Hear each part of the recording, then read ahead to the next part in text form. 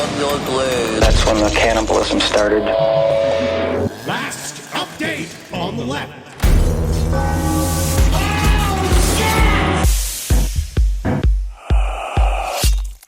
Welcome to the last update on the left, ladies and gentlemen. We got a real special treat for you today. Big update on a big piece of shit. Yeah. I was going to say a big dumper. Yeah. Big time killer. Big time well, killer. You could say dumper. Yeah. He's a dumper. Yeah. You're Marcus Parks. I'm Henry Zabrowski. We're sitting here with Ed Larson. Hello. We talked with. She's a pip. Yeah, she's great. No, this woman is incredible. And what I like is there's something about a classy, lady doctor that just hangs out with serial killers all day. Yeah. That's all she does. That's very frightening almost. It's Katherine Ramsland. We talked to her about BTK, about Dennis Rader, the new victims that are supposedly Dennis Rader's, the ones that are being tied to Dennis Rader, but Katherine Ramsland has many opinions on whether or not there's any truth to that. So all you Raider heads, get ready. You strap in. And also, I'll just tell you up front, we found out Dennis Rader not getting fillers. No, not getting fillers. Yeah. Not getting dentures. No, I asked. Rotting away in prison. Yep. Well, the Wichita Raiders. Wow. That was the family. All right, here's our interview with Dr. Ramsland. Rise from your grave. All right, we are here with Dr. Katherine Ramsland. You've probably seen her on countless serial killer documentaries. She's written one of the best books about a serial killer that I've ever read, Confessions of the BTK Killer. Katherine Ramsland, doctor, thank you so much for joining us today. Well, I'm glad to be here. Thank you for having me. Of course. Well, part of the reason why we're bringing you on is that we're here on our update show, and the big update is that it seems like there are new victims of Dennis Rader being discovered, or at least people are assuming that they're Dennis Rader's victims. I guess our first question is, how much validity are you giving, as someone who's spoken personally to Dennis Rader many times, how much validity are you giving to these claims? Well, it's been a progression of stuff for the past year. I think Sheriff Eddie Burden is who you're talking about, because he's kind of leading the way. He's an Oklahoma sheriff. Yeah. He laid out the whole case that he had to me in May, and I didn't think he had evidence for some of the things that he was saying. And certainly everything that he's offered has an alternative interpretation. Sure. And Rader's interpretation is, no, it's not me. And he's been given immunity to confess, to close the cases. He still says no. And the main question that he asks, which I think somebody has to answer, why wouldn't I confess? Right. Because he loves fame. And he said, I'd go out like a fading star. It'd be amazing if I had more victims. And he said, but I'm not going to confess to something I didn't do. And he has told that to, just for example, one of the victims that they had linked to him was the Garber case in Missouri. Yes. So her body was heavily bound with 6 different ropes and cords and whatnot, and dumped on a abandoned farm property. So that all sounds very Rader like, right? He does. They the multiple different styles of rope, the overdoing it, almost like an artistic way, the way he viewed his quote unquote work. He actually said it was sloppy and kind of insulted that people thought it was his work. Wow. The detective team went to interview him. Lori Howard was the one that I've been working with. And the woman was found in 1990 on Halloween weekend. It was unclear how she came to be there. It took them a long time to identify her. Once they did, through genetic genealogy, they found 2 relatives who were able to give them more of a sense of where she had been working, where she'd been living, which put her in that area. And then their chief suspect was killed in a motorcycle accident. And suddenly people came forward who had been scared of him. And they told the story of what they saw and what they knew. And it turns out it was not Dennis Rader. Yes. So, that's an important case to show that despite all the things that looked very much like it was Dennis Rader, it wasn't. Can I backtrack a little bit? The reason why I want to just clear this up for myself was the reason why they even began to think he might be connected to more cases was because he insinuated something along the lines of there might be some trophies left in the barn. Explain. I know that they moved. Okay, I can tell you what happened. Yes, please. It's all very confusing. It can all be very confusing when it comes to this stuff. I started reading it, and I was just like, how did we even get to this point? Because I know they got to his journals and they got to his letters, but how did we get to there? It kind of started because in Oklahoma, in Pawhuska, Oklahoma, this young woman went missing from a laundromat. Witnesses put her in the company of two people, which is not the way Dennis Rader operates. She's never been found. We don't even have a body. We don't know what happened to her. But Sheriff Verdon decided to read through some journals that Rader had written that were in the custody of Wichita Police. And he saw a little short entry called Bad Wash Day. Yes. And he went to talk to Rader, and Rader even said, yes, I used to fantasize about that was a good way to get victims, but it never worked out. So essentially, Bad Wash Day might be Bad Wash Day for him instead of the victim. That's what I mean by the ambiguity. Yeah, it's like how they said in Woodstock, the bad acid wasn't that it wasn't driving people insane. It was that it was extremely weak acid. Yeah, it Exactly. just didn't do its job. Yes. So Sheriff Verdon went to the former property of where Rader's house had been torn down. It's just an empty lot now. Been there that way since 2006 or so. And he found a knotted pantyhose. So he's just like that. He's like, oh, well, yeah, he would have left this behind. Yeah, this is his favorite thing. There's a number of things. First of all, maybe not connected to Rader at all because it's been a vacant lot that leads into a park, and who knows.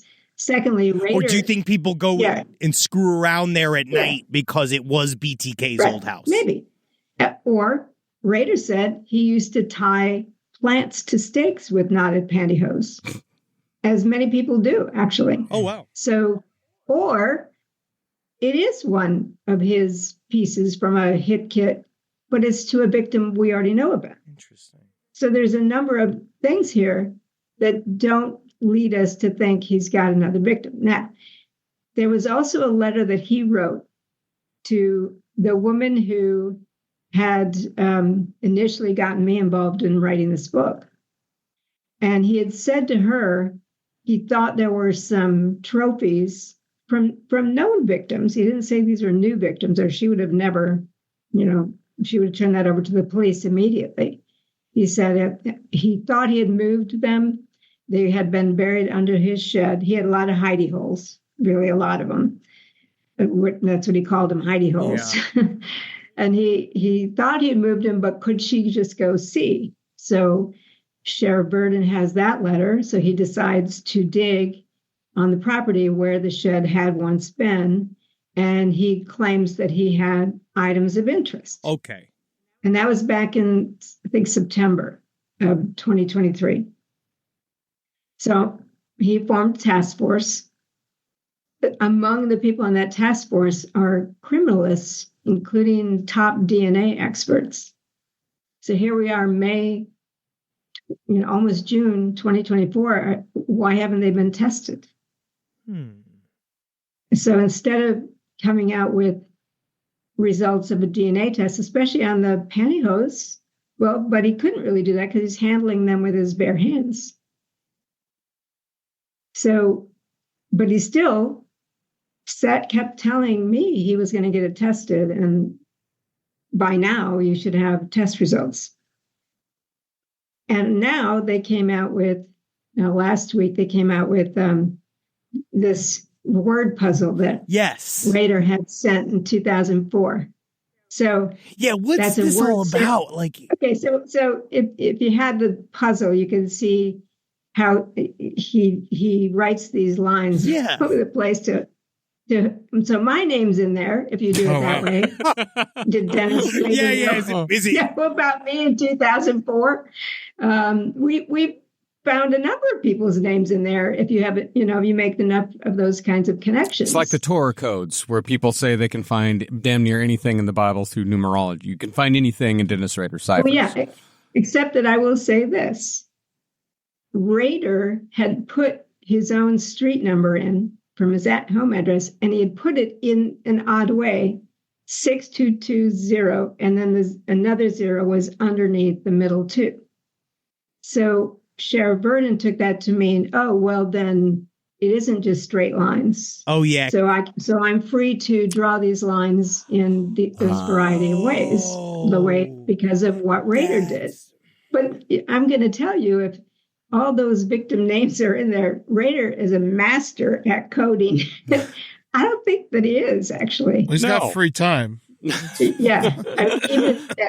And then the Arkansas team of detectives came to talk to him about a woman named Dana Stidham, who had, around the time of Garber, she also had been bound and killed and her body dumped. And if you put DANA and the A is below DAN, like Rader did with his address, Dana is there. Because they had shown, because just for our listeners that don't know, there was one of the pieces of evidence that came out that said the name, they used it to spell out the name of the missing girl that they were looking for out of and then it said the words laundromat. Right. Then he did the whole, you could see that. And then it said the name of the town she had went missing from. But then now that makes a lot of sense, saying like, oh, it's just a bunch of letters. Anybody can make anything. But in order to get some of those names and words, I think one was the name of the street or something, you had to do all this sort of crisscrossing. Yes. And you can find anything if you try hard enough with that puzzle. Yeah, it's Yahtzee. Yeah. And I still say, if that is evidence, bring charges. Yeah. Don't just play this out in the media. You have a task force full of experts. Bring charges. So why aren't they? Why are they going to the media? No, I don't. He doesn't talk to me anymore. Ask too many uncomfortable questions. Well, the thing is, I've been put in this weird position of being Dennis Rader's spokesperson, which is not to say I'm his advocate for innocence in this, but I agree with him. He shouldn't confess to something he didn't do. Because also, why would he? And if they're sure that they have evidence against him, bring it. So is the only reason why they're bringing these charges, or at least hinting that, or saying that BTK is responsible, is just because of the way the bodies were found? The bodies were found bound, or that it's sort of confusing because I know you said one of the bodies was found and one of them was never found? Yeah, the original victim that started this all has never been found. Right. So why do you think they chose Dennis Rader, of all people? Well, because the way the sheriff puts it is, it was a revelation he had while watching TV late one night that Rader, Oklahoma borders Kansas, and that area of southeastern Kansas is where he grew up. He traveled during 1990, early 90s for the census from one state to another. He had a lot of projects on his project list, only 10 of which resulted in murder, but he stalked a lot of victims. He has the Bad Wash Day journal entry. He liked abandoned barns. And apparently, according to the sheriff, some anonymous caller said that Rader had left a body in an abandoned barn on the border of Oklahoma and Kansas. Did he or didn't he? I don't know. He never put that on his project list that he gave to me. And when I've talked with him, I've kind of been the recipient of him talking to me about all the different law enforcement people coming in. The FBI came in. He had Arkansas, I think 2 teams from Missouri, Oklahoma, and Kansas, and yet no charges brought. And one of the things that did kind of bother me was Sheriff Burden was sure he knew that the reason Dennis wouldn't confess is he didn't want to be moved from the prison he was in. Because then he'd have to go to Oklahoma. And he said that's his abiding, that is the strongest motivation to say nothing. And I said, no, it isn't. It's in the book, but Sheriff wouldn't read the book. It's in the book. His strongest motivation is to be famous. Yeah.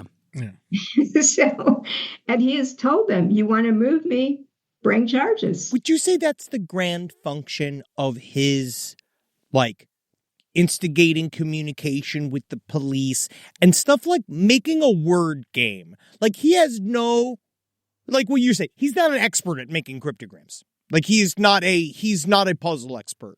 What drives somebody like Dennis Rader to do something like that? Like something because he liked codes. And during 2004, before he was arrested, he was playing this cat and mouse game. Yeah. And he enjoyed the media attention to what he was doing. So he was putting things in cereal boxes, like serial killer. Yeah. These dolls. He would have been great on TikTok. I think that Dennis Rader honestly would have really appreciated the NPC culture. I think so, because he really liked the idea that he had a fan base that he was entertaining.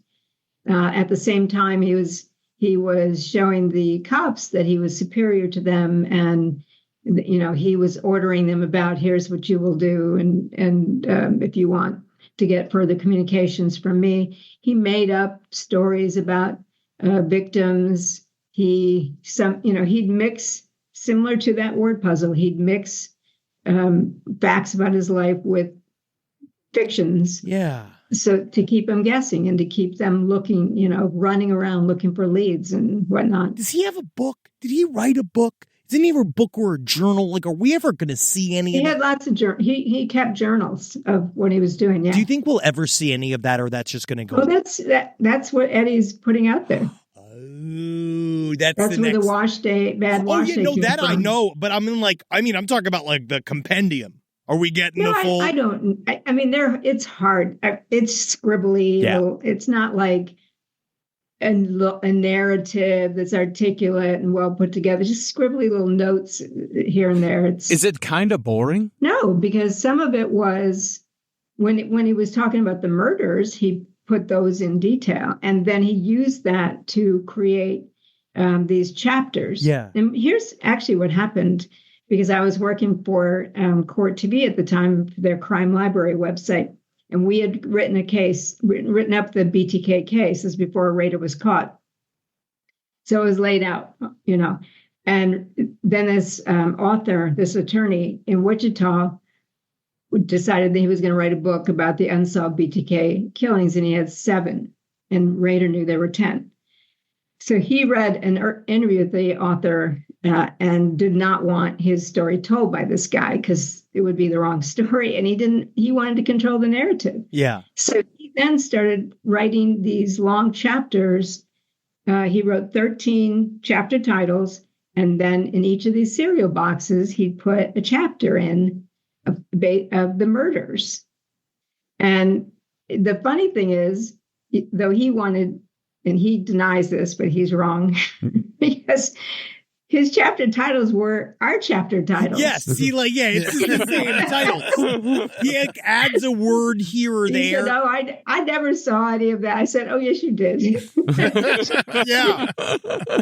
Yeah. So he did write a lengthy piece, and he didn't get all of them to the police because he was arrested, but they found more of them. Then he would take the originals and copy them, and then copy the copies to, erase any track from a copy machine, because they had figured out he'd been copying things in Wichita State University, so he was much more careful, and that was his downfall, because he didn't have a lot of time to go running around to these copy machines. So he knew how to use a computer, and he asked a cyber cop, can you trace an anonymous like a disc or anonymous email, and the cyber cop said no. Yeah, of course. Like, no, not because he did not know the answer to that, and he has written his own article about how his mistake actually led to this. But so what happened is Rader then put an ad. He wrote to the wrote a postcard to the task force and said, put an ad in the paper to let me know that I can send you a computer disk and it's safe for me. And they thought, is this for real? That's amazing. And so he did, but it was a disk that he'd been using as the president of his church council on the church's computer. And had he used a clean disk at a library computer, he probably would have gotten away with it. Jesus. But he didn't. He used one with his name in some of the data that he erased, and they were able to track it back to that church. And the pastor said, yes, Dennis Rader is the president of our congregation, and he's been using the computer. And that's what his downfall was, is that he didn't have time to make these copies of copies. So you mentioned that you had written up the BTK story before Dennis Rader was caught. So when it was finally released that it was a regular family man, a civil servant, somebody like Pastor Dennis, when it was released, when his identity was released, like, what were your first thoughts? Well, I didn't write it. It was we had a stable of writers who wrote for the court TV, but I remember media calling me, right? And, saying, oh, first of all, they were kind of disappointed that he was such a doughy old family man. Yeah. Person. They all wanted the next Ted Bundy, right? It didn't surprise me that much because I study serial killers. We have a lot of serial killers with families and jobs and whatnot. That formula that they're the loners and whatnot, that's old from the 1990s based on very poor data. And so it wasn't that big of a surprise to me. The idea that a man lives a double life, honestly, that's no surprise. So do you think that there are more, or there have been more Dennis Raders out there than we really know? Like, Dennis Rader is he's not a rare case. He's not a rare case. And look, remember Sam Little? Yes. Who claimed 93 victims over the course of several decades because he knew how to choose victims that he knew would be well under the radar for police to put any resources into it. He specifically looked for victims who were sex workers, drug addicts, hitchhikers, people that just would not draw resources. And he got away with it for a long time. And so when we discover him, right, but all that time he was operating, so we don't know how many other people might be like that. How do we reconcile the differences between somebody like Samuel Little, who'll say nothing about his crimes, right? Like, they're trying to sort of attach murders to him. But it does sort of because he says that he drew pictures of a lot of his victims, but I have no idea what you can corroborate, what's real or what's not. And then there's somebody like Samuel Little who says very little, truly very little. And then Dennis Rader, who says everything, who's also probably one of the most unreliable people because he's a serial killer. Like, how do you trust a serial killer that what they're saying is true? Well, because you do use corroborating evidence. Yes. And Rader also drew a lot of pictures, and that's what some of these task force is trying to use pictures to identify victims. I mean, you can't identify a victim from a picture. No, from because a drawing. how would they know? Like, even Samuel Little, after all these years. The way they did with Sam Little was he would say locations, times, use the drawing, and then the officers would be able to see, did they find a body there at that time that looked like this drawing? That's how you corroborate it. Yeah. And Rader, certainly with all of the 10 victims he took credit for, It's all corroborated. Everything he said he did is corroborated by the scenes, by the evidence. Yeah. So he's not a totally unreliable person. I mean, what I find fascinating about all this is that you say that, Dennis Rader, of course, his big motivation is to be famous. He wanted to be seen on par with the Zodiac Killer and Jack the Ripper. What is it that keeps him from claiming more victim? Like, what is it? A sense of pride that he has that keeps him from saying, like, because 11 victims, 12 victims would make him more notorious than 10. What is it that keeps him from claiming more in order to get more fame, in order for people to keep talking about BTK? It's where his morality lies. They do have some sense of morality, oddly enough. I mean, it's each one of them has weird lines they won't cross. Ted Bundy, I was just listening to a bunch of his interviews over the weekend for a documentary, and he had some. John Wayne Gacy had, they do. It's not like they're totally devoid of, any sense of integrity. It's just not as developed as it is for most other people. But I think that's the big question. Why isn't Dennis Rader confessing to and getting more fame? He says to me and to those associates of his who've known him for a while, and I've known him for 14 years, yeah. He says, I'm not going to admit to something I didn't do. He even said, I'm going to have the number 10 tattooed on me so that if I die, it'll still be there and nobody can change it. Very interesting. Because also could see him not wanting to claim something that he wasn't necessarily proud of. But it's weird. This is a massive pride for him. This was his life's work. Well, here's why the Missouri detective team, when they went over and talked to him, and for hours, I mean, he was willing to talk with them, but they said the difference between when he talked about his own murders and then when he discussed the one we were interested in, the difference in his demeanor, his interest level, his excitement told us he was not our guy. Yeah. Yeah. Do you think like an officer would try to tie a cold case to someone famous like Rader just to get more eyeballs on the investigation in general? Could be. I'm not going to accuse anybody of that, but it does get eyes on it in a way that it wouldn't in any other context. Well, earlier you said that you've known Dennis Rader for 14 years, but like, what does it mean to know Dennis Rader? Well, and he says that I probably know him better than anybody.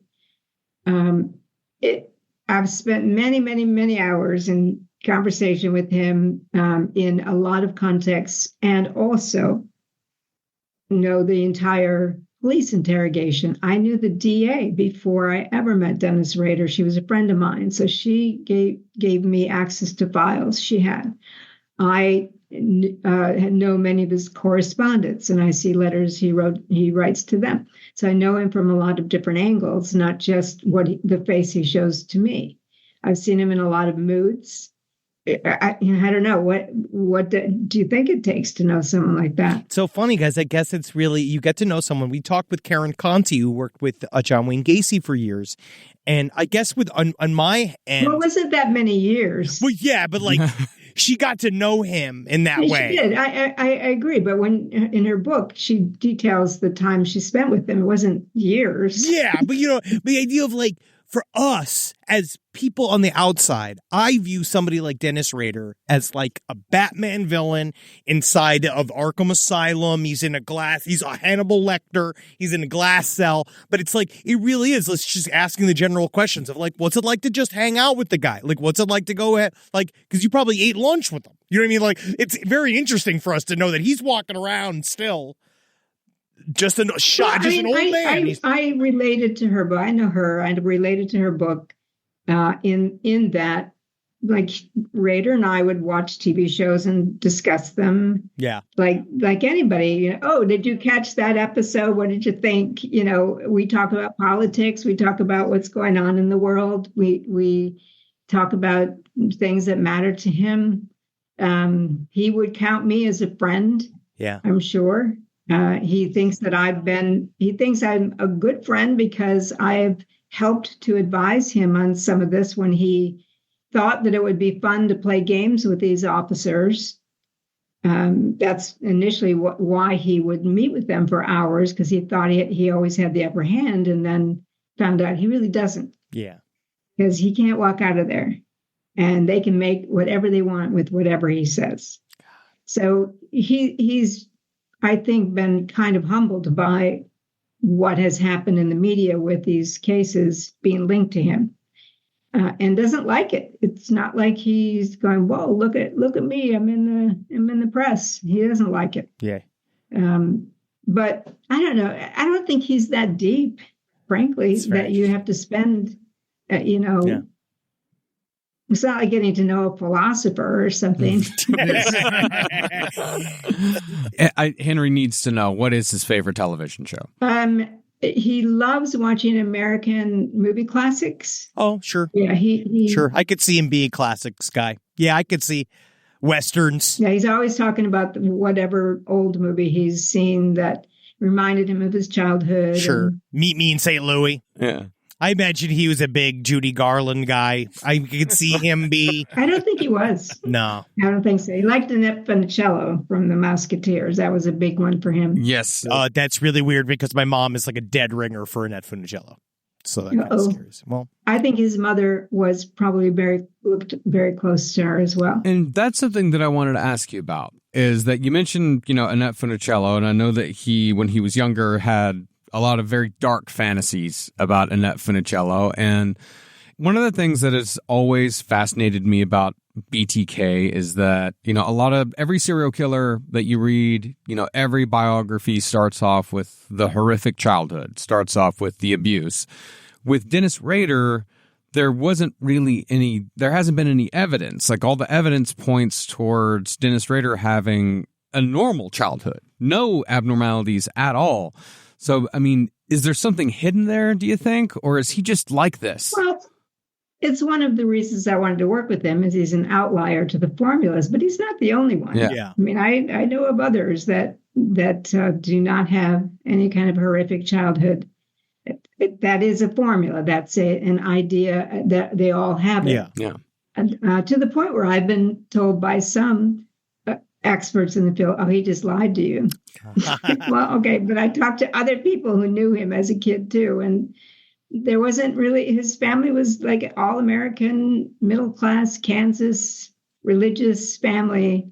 Both parents, both sets of grandparents, farm kid, oldest of 4 brothers, had buddies in high school, had girlfriends. He didn't have abuse in his background. do you weirdly think that that's why, I hate to again use this term, that was what made him quote unquote successful, what he did for so long, and then sort of like fell apart? Is that this almost because there wasn't a sort of like insane comorbidity in his brain? You know what I mean? Like the idea that he wasn't a completely, totally crazy person. Success had a lot to do with luck, Yeah. Yeah. because he made mistakes and he knew he did, and he was scared, but the police didn't pick up on it. And, it's the 70s. They didn't have all the things we have today. Yeah. They didn't have databases. They didn't have forensic instruments. They didn't have DNA. There's all kinds of things they did not have as an aid in investigation. And serial murder in 1974, my Lord, they hardly knew anything. So you say you wanted to study him because he was an outlier. What did you find? Well, he was an outlier in that he studied killers from the 1950s and 60s through True Detective magazines to adopt these role models. There aren't many serial killers who have done that. So that was unusual. And that he was more of, he wasn't a reactive serial killer. It wasn't anger. Lust was certainly part of it, but he wasn't. It wasn't the murders that were part of what turned him on. It was the bondage. Yeah. So once he's done things to people, he's got to kill them, because otherwise they'll identify him and turn him in. But for some serial killers, the murder is the highlight. Yeah. That is not true for Rader. Process. Yeah. So he had a number of things that were at least different enough for me to want to, track his trajectory to try to figure out how do we get somebody who's an all-American kid who becomes this family man, church leader, Boy Scout volunteer, holding down jobs, and also has this dark life of serial murder because he wants to be an elite serial killer like Jack the Ripper, Ted Bundy, people like that. I have a question. This is extremely stupid, Dr. Ramsland. So please, I'm going to ask this question. Just you can answer it or not, but I have a thought in my head. I'm nervous. It's going to come out just like this. Let's say there was a world where you could make these types of like live dolls. So you've seen these live dolls, right? They look just like people. They're like silicone and big. What if there was a world where somebody got like BTK you give them 5 of them and you go to town on them. Like, here's a bunch of ropes. Here's all the stuff. Like, you just go to town on them. We'll send them back after.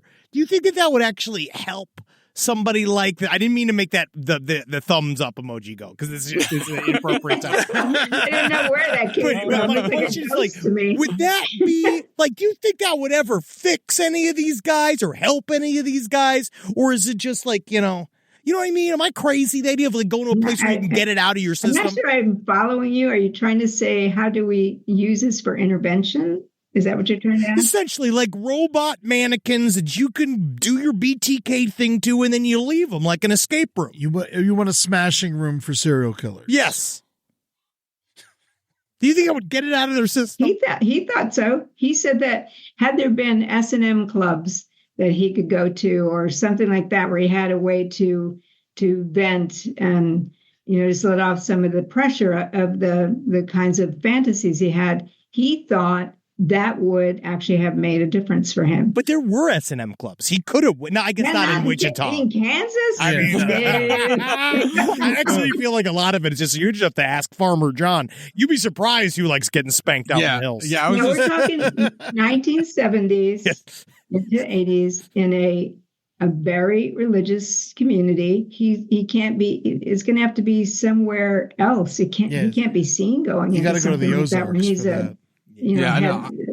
President of I think he's vice president and president. I mean, he's got a family. He's got appearances to keep up. So it's not as if he can just go join some S&M club. But I don't think there were any in Wichita at the time. Not in Wichita, but I was just reading about David Parker Ray and, in his life, and there was some wild shit going down in Albuquerque in the 70s and 80s that he was a part of. But he was in a very isolated place, too, with his toy box. And he also had accomplices who were bringing people to him. Yeah. So he was in a very different kind of situation. It's a different situation, but I also found myself seeing some similarities between David Parker Ray and Dennis Rader. But he didn't have that middle class wife and kids and church, and he didn't have, that wasn't him. No, David Parker Ray technically was living the dream. Yeah. You know what I mean? That Dennis Rader wished he could have lived the life that David Parker Ray did. I think so. I think that's true. I think he would have preferred to have been in a different environment than he ended up in. You don't think he still would have ended up killing? That it would have gone too far for him? That if, let's say he was in San Francisco, like literally like choose a city, a modern city now where you could go and live life in any way you want and you can go live whatever lifestyle you want. Do you think that in the end that would actually have been enough for him? It depends on the direction his fantasies would have taken him. Yes. Because the first murder, the Otero family, it was supposed to only be 2 people. Yeah. He planned badly that day. But he had just been fired from a job he really liked. He was feeling like a failure because now his wife was supporting him. The values of the middle America in the 1970s. The wife is not supporting the husband. And he felt like a failure. He was angry and he was acting out. Had that not happened, and he had a way to discharge his fantasies, I think it's possible that he wouldn't have done something like that. And after he got the first taste of it, I guess it was just all downhill from there. Yeah, pretty much. And to that point, I mean, of course, the big thing about BTK is that, he would pop up every once in a while and then just suddenly stopped and went dormant and didn't do anything else until he finally resurfaced. That's not true. It's not. Those are the other true crime books. He says, he gave me a list of 55 projects of people he stalked, whose homes he entered, where he waited. They would have died had they come home, or had he had enough time to fully stalk them the way he wanted to. He had a lot of people in his scope, and he has said, I didn't stop, I just didn't succeed. Wow. Were those people notified? Like Some. You came close? Yeah, some were. I never want to know. And people to this day ask me, "What am I on that list? Did he visit my house at such and such a street? Would you please ask him?" I don't know why they want to know. Yeah. Don't tell me. No. I don't want to know how many times I almost died. I also hear, along with all this potential new victims for him, I now have a number of women who claim he picked them up, or he there was one on Nancy Grace who claimed he danced with her in a nice suit. And I thought, well, that's not him. Yeah. Definitely not him. But for some reason, she got, enough believers to get on a show. I've had women claim that he sat with them at their kitchen table and then left all of a sudden and said, if that were him, you would be dead. You would not be telling me this story. And he's not that memorable of a guy. I don't know. He's so ordinary that I'm amazed that people think they're so right. They know what car he drove. He never had that kind of car. So there's a whole book on people who think Ted Bundy stalked them or picked them up or did this and that. And it wasn't physically possible for him to have been with them at that time, and yet they persist in their claims that it was Ted Bundy. Oh, famously, Debbie Harry, the lead singer of Blondie. She's one of them. She's one of them. He wasn't anywhere near where she was. No. All this BTK talk has made me happy I have a small closet. Yes, it is very no walk-ins. And I don't mean this as a criticism, but as a person that's looking from the side, I'm going to say I saw some recent pictures of Dennis, and he's not looking good. Have you talked with him about fillers?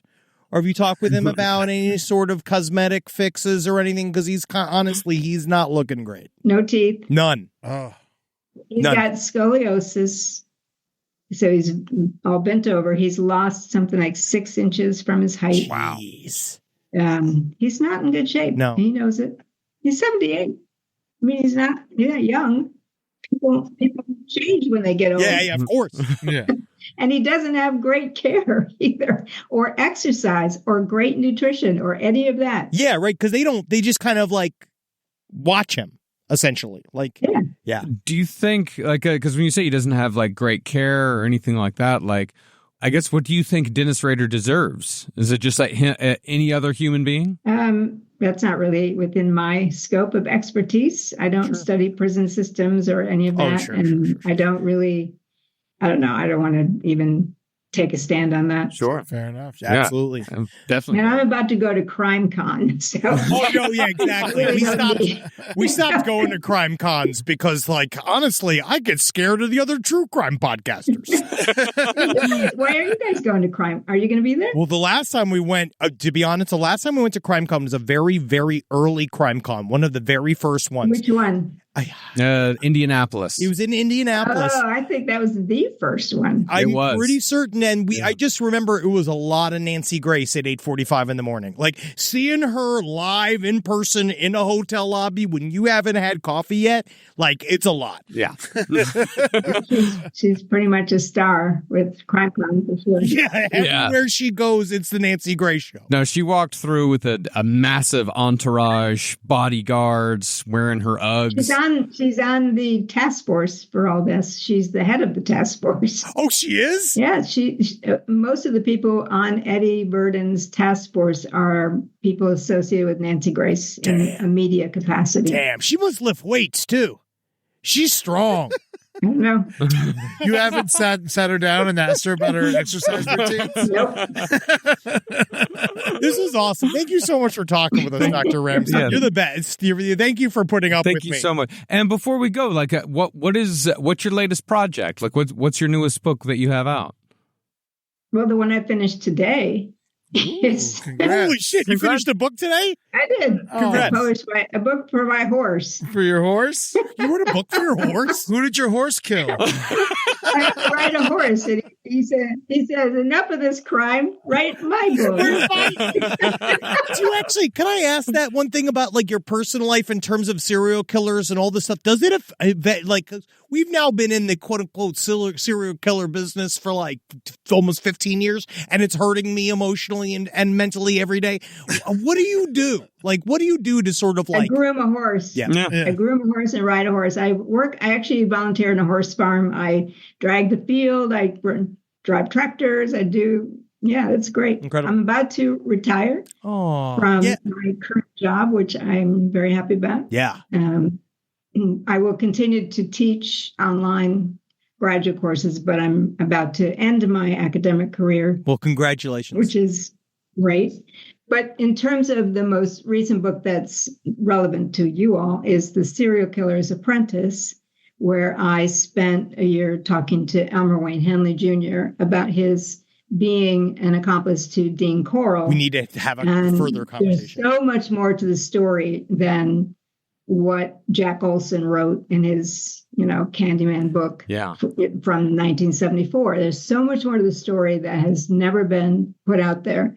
And it was very interesting. I'll tell you, Wayne Henley is a really smart person, easy to talk to, very articulate, and has a lot to say about what happened. So can we have you back to talk about that after we've read that book? Because I would absolutely love to. I am fascinated about the possibilities of John Wayne Gacy, Dean Corll, and all of them kind of like maybe not knowing each other, but being like one degree. Well, that's part of the book, is because my co-author is Tracy Ullman, who did 10 years of work on the Gacy case. Yes, hilarious. And did a lot of the work on the networking that Corll talked about. And we know that Gacy was fascinated with the Corll case. So, but that's Tracy Ullman's part, and I can have her on the show as well. We can both be on the show. But what she brings to it was the bigger picture that the police never investigated. That's awesome. Incredible. I mean, not awesome, but I'm excited about the book. That is like right down my street right now. I that and RuPaul's Drag Race. Yeah, are really the two things I focus on quite a bit. Thank you so much, Dr. Ramsland. Thank you so much. We really do appreciate it. And yeah, we'll, get on reading getting the book together, and then we'll have you back to talk about it because it's it's right here behind me. That's incredible. Oh, that's the new, and that's out now? Yeah. Oh, so we should plug your book. Well, we just did. That's why I'm going to CrimeCon is to speak about this book and my experience of talking with Wayne. That's fantastic. Right. That's fascinating. Well, I'll see you at HorseCon. Oh yeah, no She wants to be a part of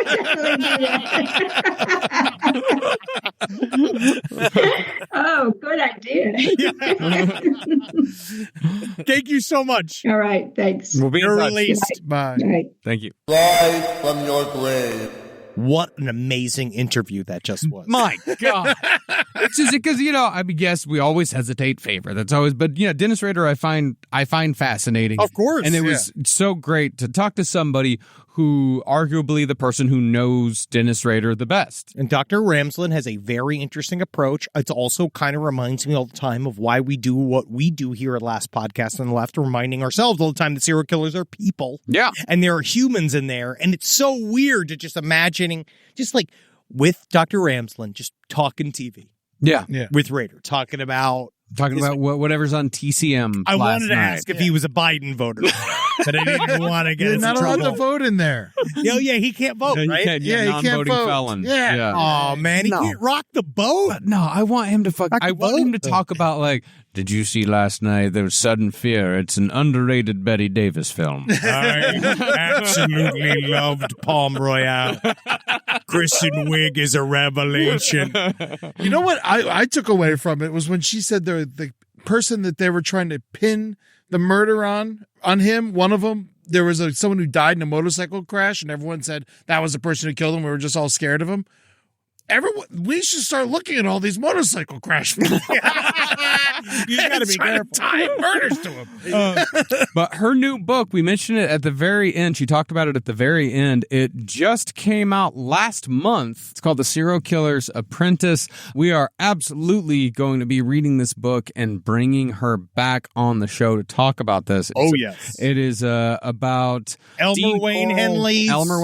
His assistant. I mean, yeah, because it's the Candyman murders that predated John Wayne Gacy. They were the number one highest body count in American serial killing history until John Wayne Gacy. And there was only one book ever written about this that was written in years the 70s. ago. Yeah. So it's older than us. Yeah, it's older than us. The thing is, I think she said it was written in 1978. So this is incredible that there's a new book out about Dean Corll and what actually happened way back in Houston in the 1970s. This So is can't immediately. wait to get it on this. I can't wait because this is it's extremely fascinating. Talks about my little pet interest about Dean Corll and the connection to John Wayne Gacy and to the various snuff film. I guess like there was literally a mail order snuff film system that was happening for a long time. We'll talk about this. I can't wait. Alleged. Well, well, Satan. Hair Dean. Hair Katherine Ramsland. Yeah, it's good work, guys. You just said hair. You just said hair. Well, hail her too.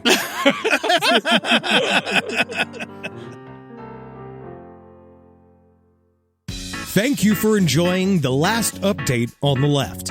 You can find other shows that you'll enjoy from the Last Podcast Network on lastpodcastontheleft.com. See you there.